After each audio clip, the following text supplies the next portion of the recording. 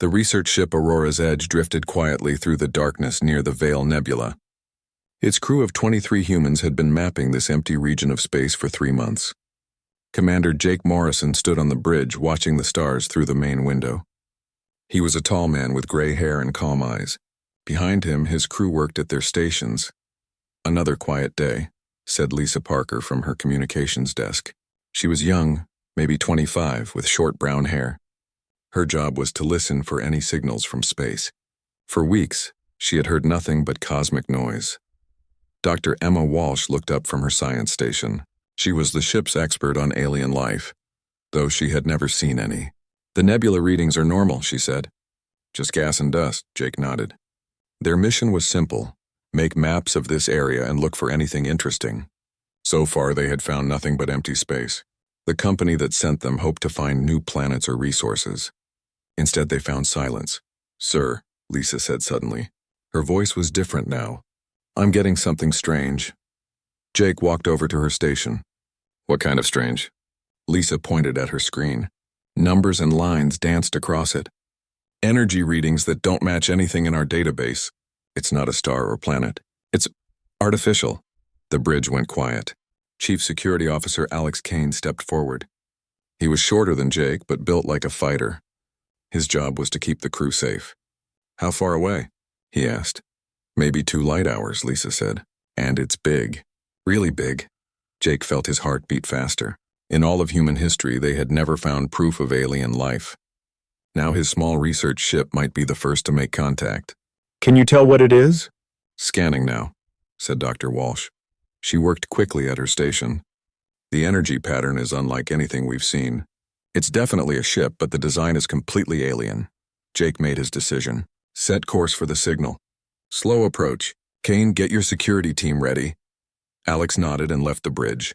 Jake knew the man would prepare for trouble, even though they all hoped for peace. The Aurora's Edge moved carefully toward the signal. As they got closer, their sensors showed more details. The alien ship was huge, maybe 10 times bigger than their own vessel. It had a strange shape like a hunting knife made of metal and crystal. "My God," whispered Dr. Walsh. "Look at that design. It's built for war." Jake stared at the alien ship on their main screen. Every line of it spoke of violence. Sharp edges, weapon ports, and armor that looked like it could stop anything. This was not a peaceful explorer like their own ship. "Are they scanning us?" Jake asked. Lisa checked her instruments. "Yes, sir. Very powerful scans. They know everything about us now." "Try to make contact," Jake ordered. "Use the standard first contact protocol." Lisa sent out a mathematical sequence, then basic pictures showing peace and friendship. For long minutes, nothing happened. Then their ship shook as something powerful grabbed it. "Tractor beam," Alex said as he returned to the bridge. "We can't move." The main screen lit up with an alien face. Jake felt his blood go cold. The creature looked like a nightmare made real. It had 4 arms, each ending in sharp claws. Its skin was like dark armor. Yellow eyes stared at them with hunger. When it spoke, the computer translated its words into English. "Small ship.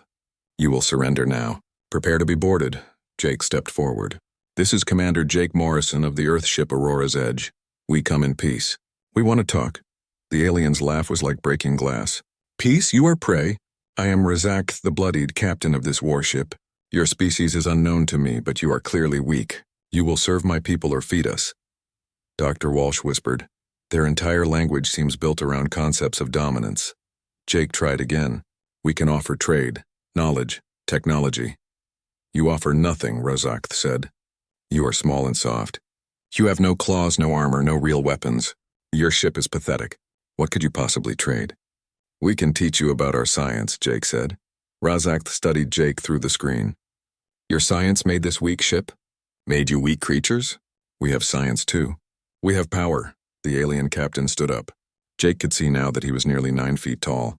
Scars covered his armor-like skin. This was clearly a warrior who had fought many battles. "I will offer you honor," Razak said. "Single combat. Choose your best fighter. If he wins, your people go free. If he loses, you all become slaves." Jake's mind raced.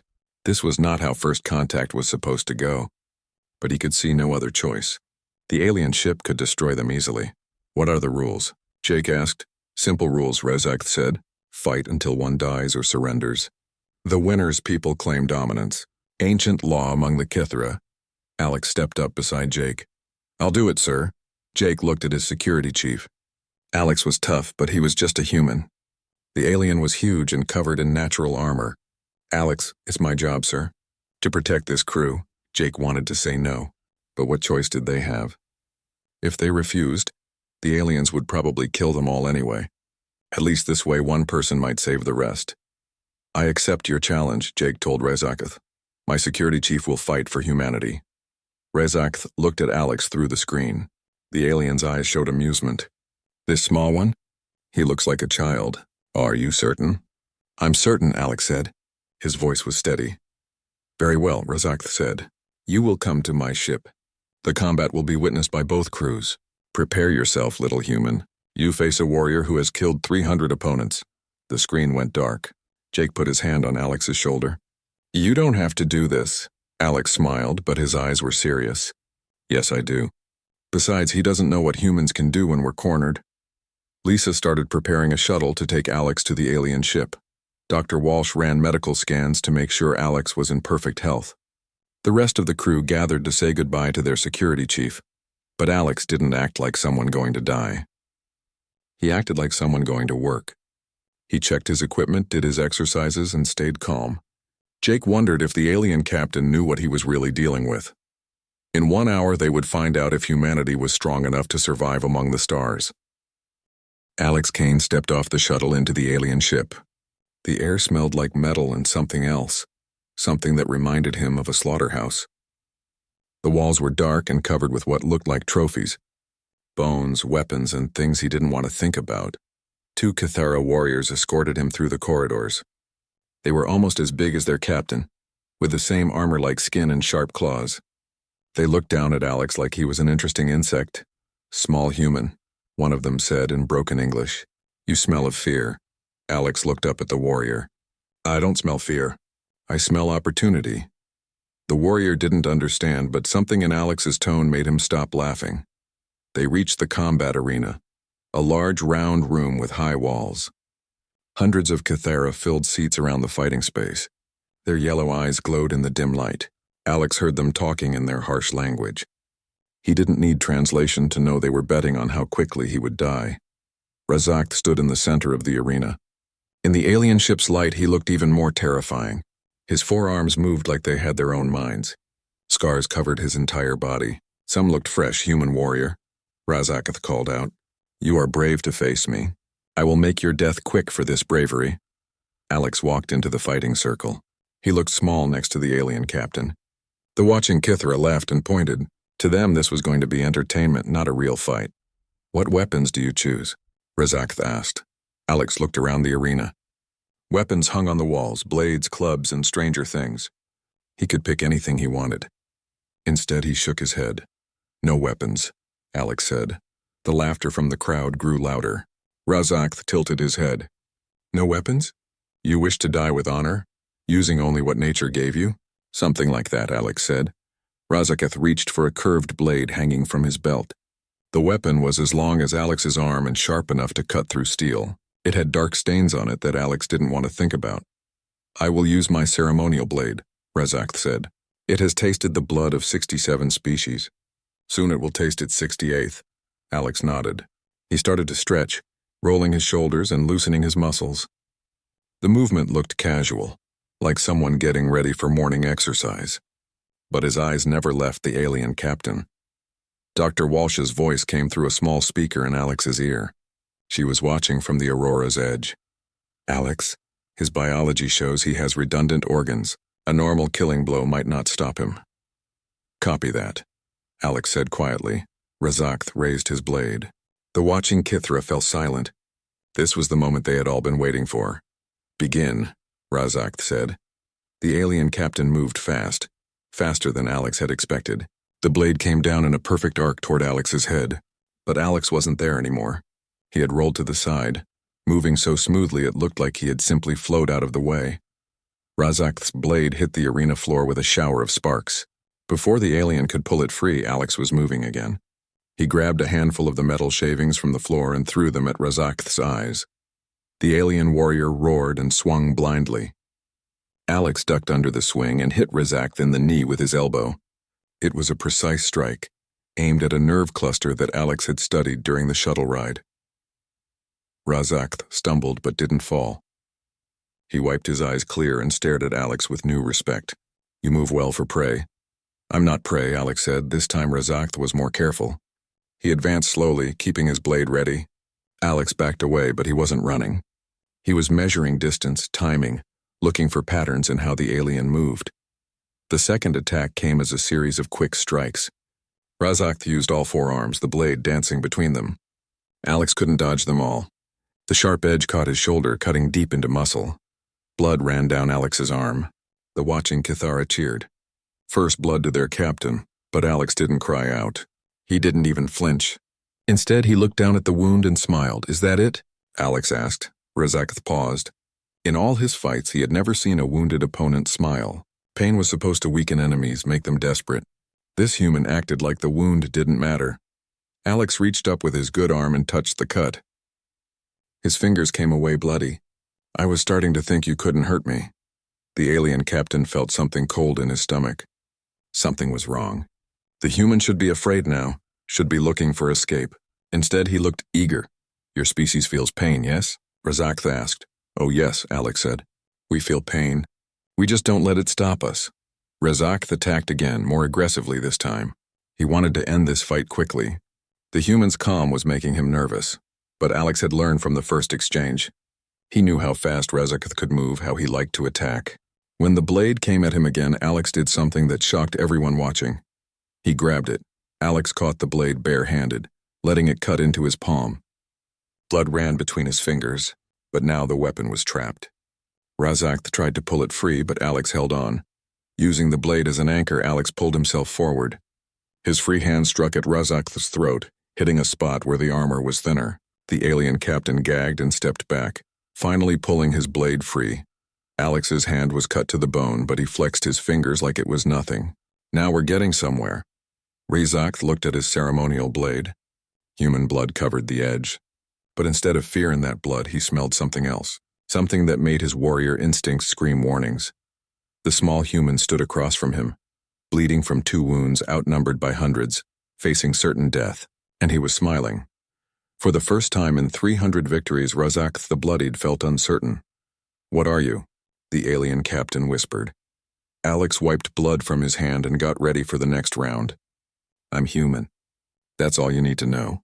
The crowd had stopped cheering. They were all staring at the small creature who acted like pain was a gift. Even wounded, even outmatched, he looked like he was exactly where he wanted to be. Razakth raised his blade again, but something had changed. The confidence was gone from his movements. He was starting to realize that he might not understand humans as well as he thought. In the silence of the arena, Alex's voice carried clearly. "Your move." The fight continued, but it was no longer the simple execution the Kithara had expected.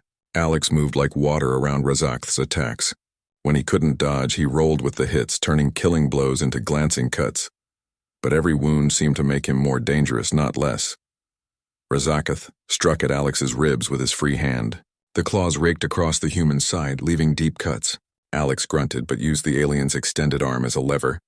He grabbed Razakth's wrist and twisted, applying pressure to joints that weren't meant to bend that way. The alien captain roared in pain and tried to pull free. Alex held on even as Razakth's blade came around toward his back.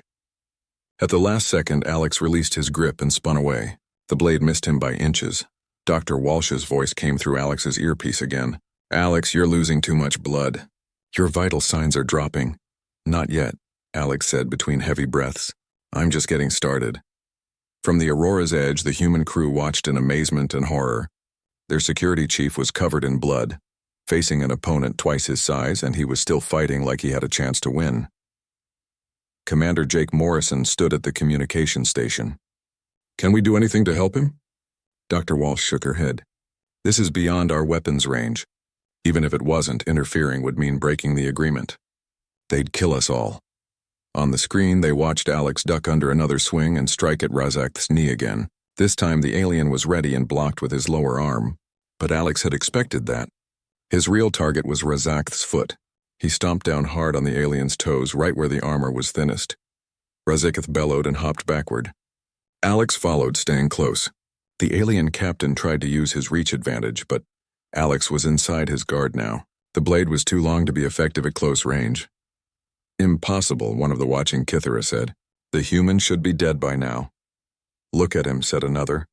He fights like he wants to be hurt. That wasn't quite right, but it was close. Alex fought like someone who had accepted pain as part of the process. When Razakth managed to land a solid hit on his shoulder, Alex used the impact to spin into a knee strike that found its mark in the alien's stomach. Razakth doubled over, gasping. His armor had protected him from serious damage, but the hit still hurt. He looked up at Alex with growing respect and growing fear. You should be afraid, Razakth said. You should run. Why do you keep fighting? Alex wiped blood from his mouth. Because my people are watching. Because if I run, you'll kill them all. Because running is not what humans do. Your people? Razakth looked confused. You fight for strangers? They're my crew, Alex said simply. That makes them family. This concept seemed to break something in Razakth's understanding. The Kithara fought for personal honor, for dominance, for the right to lead. They didn't die for others unless those others were family by blood. But this human was willing to die for 22 people he probably hadn't known for more than a few years. Your species is strange, Razakth said. We're practical, Alex replied. A pack that fights together survives. A pack that abandons its members dies. Razakth raised his blade again, but he was moving more slowly now.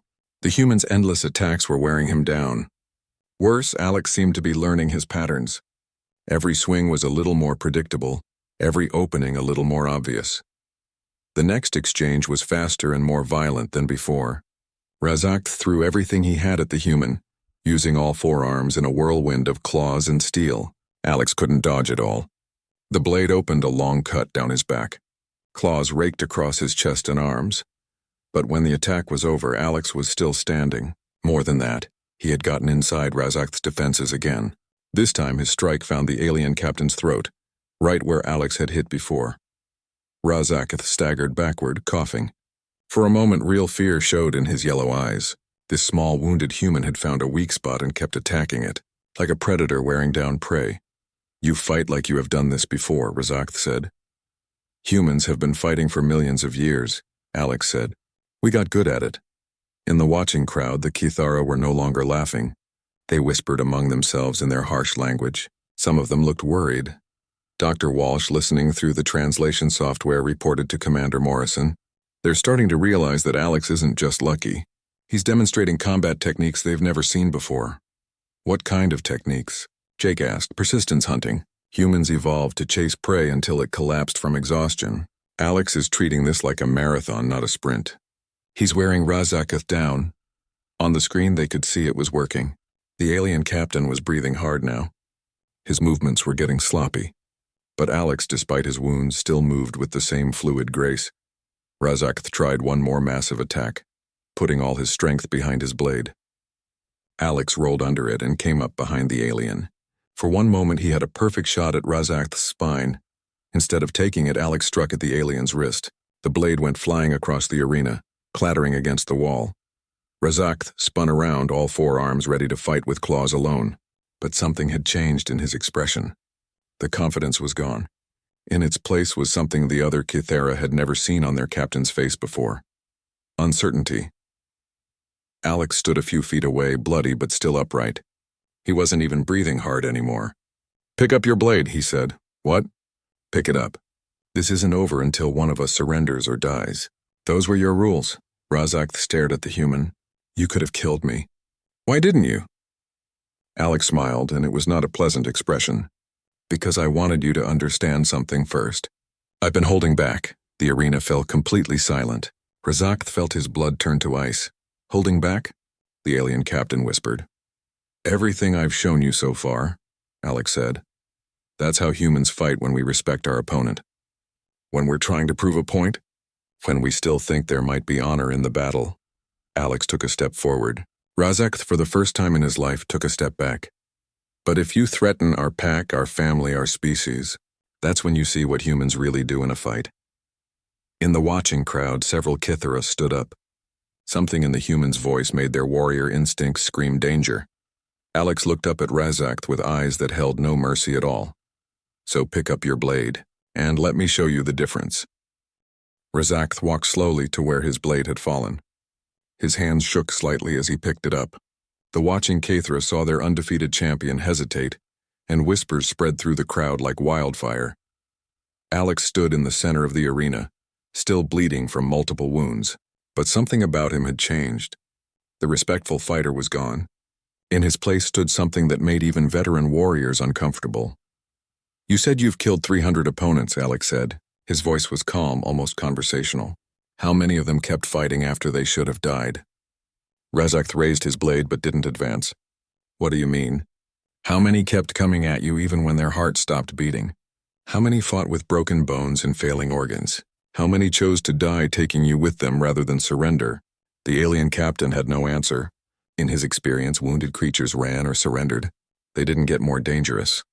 Alex began to move forward, but his walk was different now. Before, he had moved like a martial artist, controlled, precise, efficient. Now he moved like something hunting. Each step was perfectly placed, perfectly balanced, ready to become a killing strike at any moment. Let me tell you about humans, Alex said. We're not the strongest species on our planet. We're not the fastest. We don't have claws or armor or poison. Razakth held his ground, but his forearms tensed. Every instinct told him to attack. But something deeper warned him to be very, very careful. What we have, Alex continued, is the ability to keep going when everything else gives up. We can run down horses. We can outlast leopards. We can chase mammoth until they collapse from exhaustion. Alex was close enough now that Razakth could smell his blood, but he could also smell something else, no fear at all. The human radiated the calm confidence of an apex predator. And when we're cornered, when our pack is threatened, when we have nothing left to lose. Alex smiled, and Razakth felt his courage crack. That's when we stop hunting and start exterminating. Razakth swung his blade in a desperate arc. It was a perfect strike aimed right at Alex's heart, but the human wasn't there. He had moved at the last instant, flowing around the attack like he had known it was coming. Alex's counterattack was nothing like his previous strikes. This wasn't about finding weak spots or wearing down an opponent. This was about ending the fight as quickly and violently as possible. His elbow found Razakth's solar plexus with surgical precision. The alien doubled over, and Alex's knee met his face with a sound like breaking stone. Razakth's head snapped back, and Alex followed through with a strike to the throat that cut off the alien's air supply. The entire sequence took less than 2 seconds. Razakth stumbled backward, dropping his blade and clutching his throat. For the first time in his life, he was afraid. But Alex wasn't done. He picked up the ceremonial blade and held it casually, like he was examining an interesting tool. This is a nice blade, Alex said, but it's designed for honor duels, isn't it? Clean cuts, quick deaths, glory for the winner. Razakth tried to speak but could only make choking sounds. Alex walked around him slowly, like a predator circling wounded prey. Human weapons are different, Alex continued. We make them to kill efficiently. No honor, no glory, just death. Alex demonstrated by moving the blade through a series of strikes that never quite touched Razakth but showed exactly where they would have landed. Throat, heart, major arteries, nerve clusters that would cause instant paralysis. But we don't really need weapons, Alex said. Give a human a rock and he'll find a way to kill with it. Give him nothing and he'll use his environment. To prove his point, Alex dropped the blade and grabbed a handful of the metal shavings scattered across the arena floor. In one smooth motion, he threw them at Razakth's eyes again, but this time he followed up immediately. While the alien was blinded, Alex grabbed his wrist and twisted. There was a wet cracking sound as joints separated. Razakth screamed and fell to his knees. The watching Kithara sat in stunned silence. Their champion, their undefeated warrior, was being systematically destroyed by a creature half his size. The difference, Alex said, standing over the fallen alien, is that you fight for dominance. We fight for survival, and survival doesn't care about honor. Alex looked up at the crowd of watching Kithara. Most of them had never seen their captain lose a fight. Some looked angry. Others looked frightened. A few looked impressed. Your captain is brave, Alex announced to the crowd. He's skilled. In a fair fight, he would probably beat most humans. Alex looked down at Razakth, who was still struggling to get back to his feet. But there's something you need to understand about humans. We don't fight fair. We fight to win. Razakth managed to stand up, cradling his broken arm. He looked at Alex with new understanding. You could have done this from the beginning. Yes, Alex said. But I wanted to give you a chance to be honorable. I wanted to see if there was a warrior in there worth respecting. And? Razakth asked. Alex considered for a moment. You're brave. You're skilled. You have honor. Under different circumstances, I think humans and Kithara could learn from each other. Razakth picked up his blade with his good hand. For a moment, Alex tensed, ready to finish the fight. But instead of attacking, the alien captain did something that shocked everyone in the arena. He turned the blade around and offered it to Alex handle first. I yield, Razakth said. Your species has proven its strength. Alex looked at the offered blade, then at Razakth's face. He could see the pain there, but also respect. This was a warrior who understood when he was beaten. Keep your blade, Alex said. You're going to need it to protect your people. Because there are things in this galaxy a lot worse than humans. Razakth lowered the weapon. What could be worse than your species? Alex's smile was grim. Humans who have decided you're a threat to everything they care about. The alien captain felt a chill run down his spine. He was beginning to understand that he had seen only the gentlest side of humanity today. What happens now? Razakth asked. Alex looked around the silent arena. Now you decide whether humans are potential allies or future enemies. Choose carefully. We're very good at both. In the deadly quiet of the combat arena, Razakth the Bloodied made a decision that would change the fate of both species. But first, he had to deal with the fact that his people were looking at him, their undefeated champion, and seeing him beaten by a creature they had thought was prey. The real test was just beginning.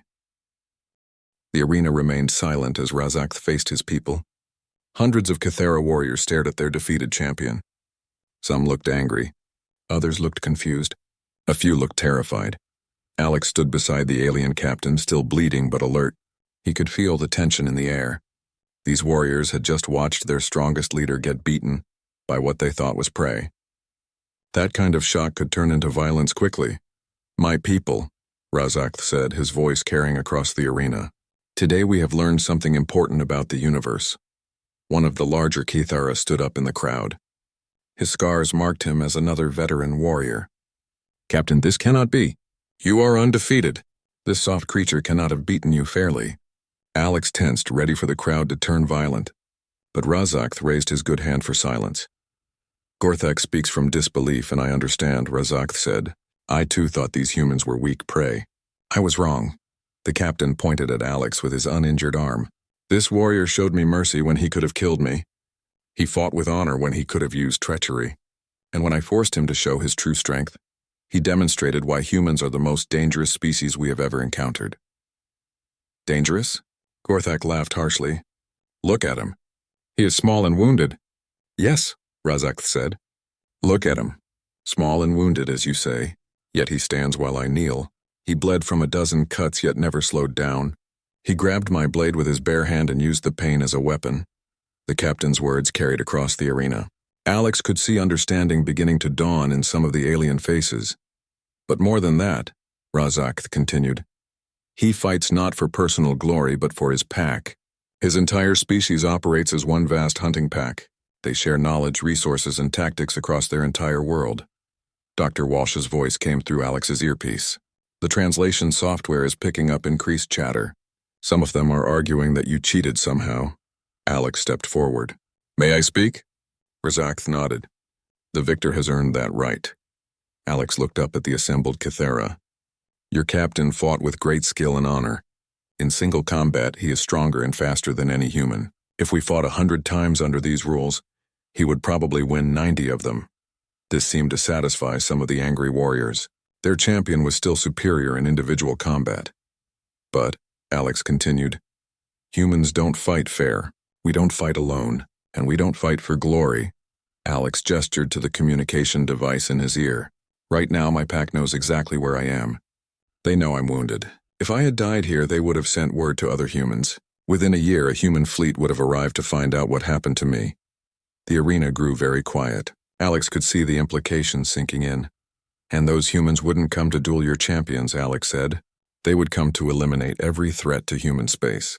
Not because they're evil, but because that's how pack hunters survive. You protect the pack. Gorthak stood up again. Threats. You make threats. No, Alex said calmly. I make promises. Humans keep their promises. Razak looked at his angry warrior. Gorthak, sit down. The human speaks truth, not threats. The alien captain turned back to Alex. Your species would really come seeking vengeance for one lost warrior? We would come seeking justice, Alex corrected. There's a difference. Vengeance is about anger. Justice is about making sure it doesn't happen again. Alex looked around the arena. But that's only if you choose to be our enemies. We'd much rather be your allies. Allies? Razak seemed surprised. After what has happened here. You gave me a fair fight, Alex said. Your warriors watched without interfering. You accepted defeat with honor. That tells me your people understand respect. Alex pointed to his wounds. I'll heal. These cuts will become scars, and scars are just reminders of lessons learned. Today I learned that Cathara warriors are brave and honorable. What did you learn about humans? Razak was quiet for a long moment. I learned that humans are not prey. I learned that they fight as one people, not as individuals. I learned that they become more dangerous when wounded, not less. And?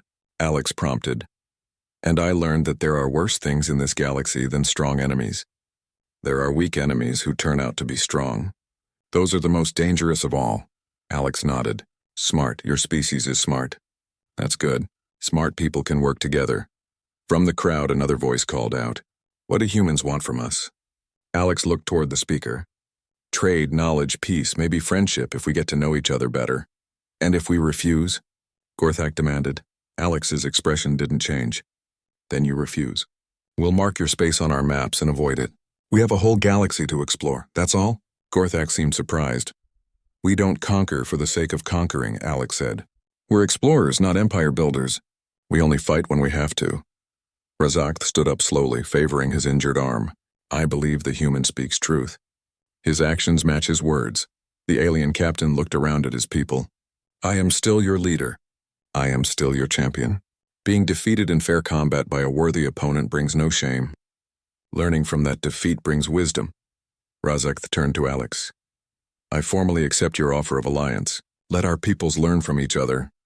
The crowd stirred, but no one objected openly. Their captain had made his decision. Commander Morrison, Alex said into his communicator. Mission successful. We have our first alien allies. From the Aurora's edge came Jake's relieved voice. Outstanding work, Alex. Medical team is standing by. Razak overheard the transmission. Your leader was worried for you. He's a good commander, Alex said. He takes care of his people. As do I, Razak replied. Perhaps this is something else our species share. As Alex was escorted back to his shuttle, he could hear the Kithra talking among themselves. The translation software picked up fragments of their conversation. The humans are pack hunters. They fight differently than anything No, their whole species works. Together. No wonder they survived to reach the stars. Dr. Walsh met Alex at the shuttle. Doc with a medical kit. How do you feel? Alex winced as she cleaned his wounds. Like I just arm wrestled a tank, but it was worth it. Why didn't you use those techniques from the beginning? She asked. Alex was quiet for a moment. Because I wanted to give them a chance to be honorable. Turns out they are honorable. That makes them valuable allies. As the shuttle undocked from the Cathara ship, Alex looked back through the window. Razak stood at the airlock watching them leave. The alien captain raised his good hand in what might have been a salute. Alex returned the gesture. 3 days later, Commander Morrison finished his official report. First contact with an alien species, successful. Diplomatic relations established, successful. Threat to human space. Neutralized through non-violent means. But in his personal log, Jake wrote something different. Today we learned that being human means more than just being smart or tough. It means being willing to bleed for strangers, fight for principles, and make allies out of enemies. Alex Kane didn't just win a fight today. He showed an entire species what humanity stands for. And maybe most importantly, he showed us that there are good people among the stars. We're not alone out here, and we don't have to be afraid. The universe just got a lot more interesting.